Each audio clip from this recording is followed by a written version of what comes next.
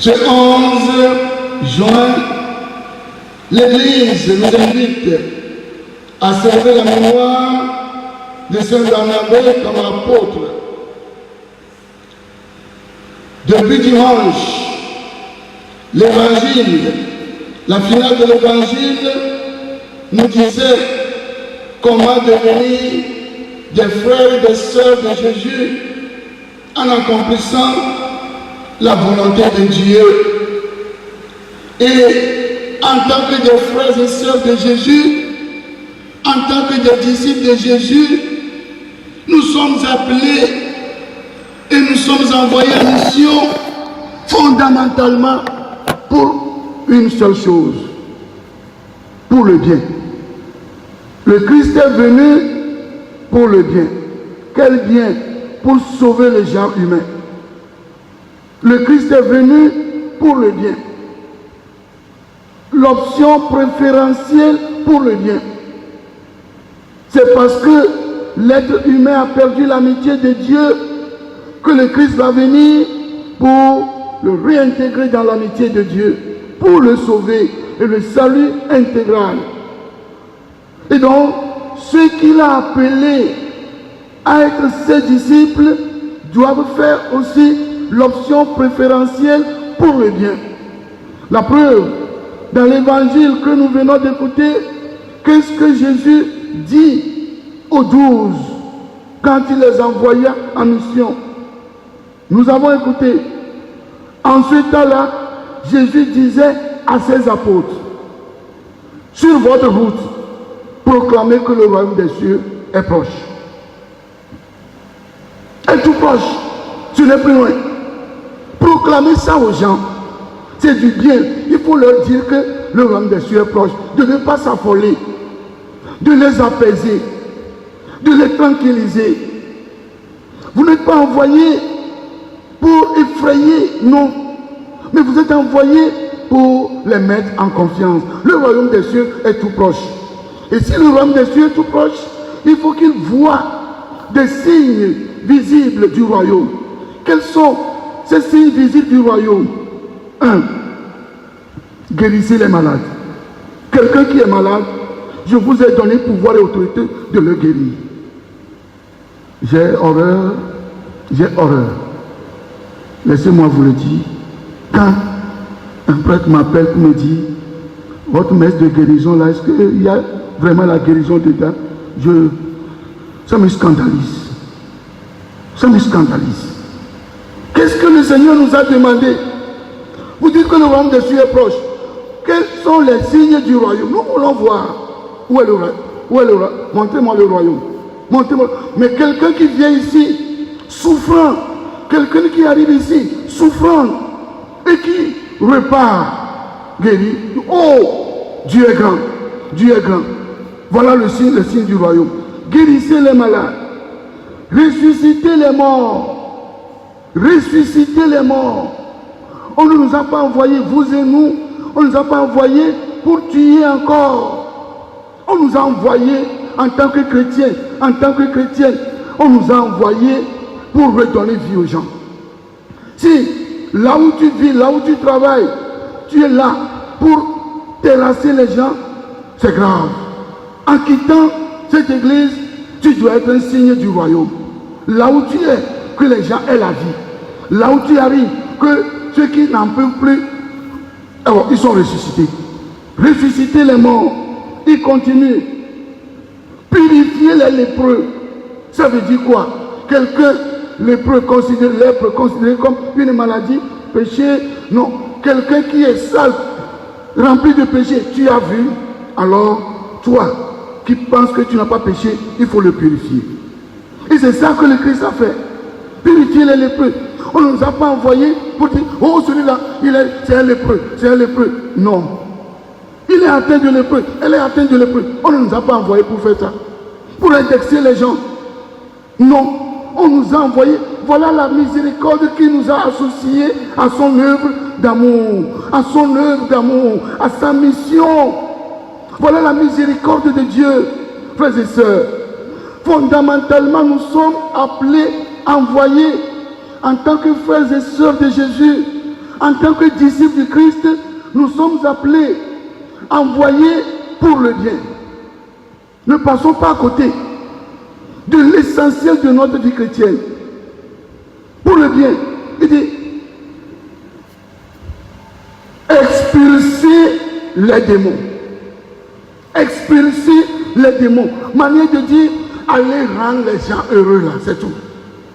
Allez rendre les gens heureux. Allez faire du bien. Allez dire du bien. Avant d'aller faire du bien, avant d'aller dire du bien, il faut penser bien. Il faut être un homme de bien. Et voilà ce que Barnabé, la personne de Barnabé nous montre. Barnabé, selon mon petit Michel là, en préparant le truc là, il dit, je lis intégralement.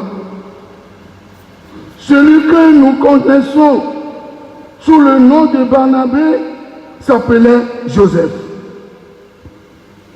Il est devenu chrétien peu de temps après Pentecôte. Je ne fais que lire. En tout cas, il prit immédiatement l'évangile au sérieux, puisqu'il vendit le champ qu'il possédait et vint en apporter le prix aux apôtres pour l'évangélisation. Il continue. Et ça, nous le voyons dans Actes des Apôtres, chapitre 4, versets 36 et 37. Ceux-ci le surnommèrent Barnabé, c'est-à-dire celui qui s'est consolé et exhorté. Celui qui s'est consolé et exhorté. Et le nom dépeint l'homme que nous voyons toujours apparaître quand il s'agit d'apaiser un conflit. L'homme de bien. Quand c'est d'apaiser un conflit ou de concilier des oppositions de vues différentes. Ah, c'est un homme de bien. Et c'est ce que la première lecture nous dit. C'est Barnabé, un homme de bien rempli de l'Esprit Saint. Frères et sœurs, on n'a pas besoin d'une vie ascétique pour devenir saint. On n'a pas besoin d'une vie ascétique nécessaire pour devenir saint. Il suffit de prendre le temps de faire le bien. Qu'on dise de toi, celui-là, c'est un homme de bien. C'est une femme de bien. Une femme de bien dit du bien. Et alors, Barnabé, quand il était arrivé à Antioche, on lui a fait confiance. Ça veut dire que tu es digne de confiance. Tel qu'on te voit, on peut t'envoyer en mission ici. Il est digne de confiance. Et quand il est arrivé, frères et sœurs, à Antioche, le texte nous dit, l'on envoya Barnabé jusqu'à Antioche. À son arrivée, voyant la grâce de Dieu à l'œuvre, il fut dans la joie. L'homme de bien, quand il trouve la grâce de Dieu agir dans la vie de l'autre, il ne dit pas des bêtises. Non. Il est heureux. Elle est heureuse. Voilà l'homme de bien, la femme de bien. Quand tu vois, tout à l'heure, c'est un exemple simple. Hein? On dit, Abbé a chanté la basse. Et il a bien chanté. Et en tout cas, quand je l'ai vu en train de chanter, j'étais tombé en admiration. Honnêtement. J'étais tombé en admiration. L'homme de bien, quand tu vois ton frère, il y a du bien. Il fait quelque chose de bon, on est content. Mais quand toi, un chrétien, disciple du Christ, frère et sœur de Jésus, tu vois ton frère en train de faire du bien, ta soeur, et tu es mécontent, tu es malade, ça veut dire la sainteté est très loin de toi. Il faut être fier, heureux du bien que tu trouves dans l'autre. Voilà Barnabé, il exhortait tous à rester d'un cœur ferme, attaché au Seigneur. Voilà l'homme de bien. Frères et sœurs, il n'était pas du rang des 12. Non. Ce n'est pas une affaire. Nous sommes nés d'une famille chrétienne.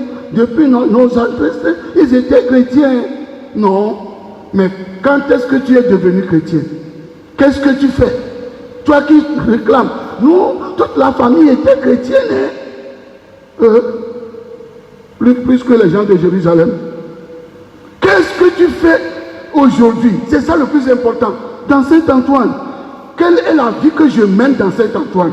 Ce n'est pas une affaire d'ancienneté.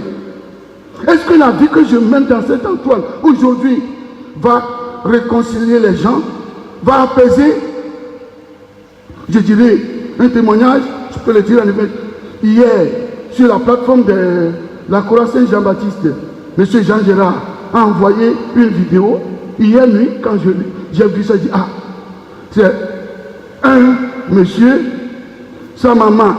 Il dit, quand ils étaient en enfance, sa maman l'envoyait acheter du poisson pour faire la sauce de foufou. Un jour, il était parti et au lieu d'acheter Salomon, il a acheté, on lui a vendu Akbala. Vous savez qu'il y a différence entre les deux. Et alors, quand il est revenu à la maison, maman elle a dit, non, je t'ai dit d'acheter Salomon. Retourne et il faut changer ça.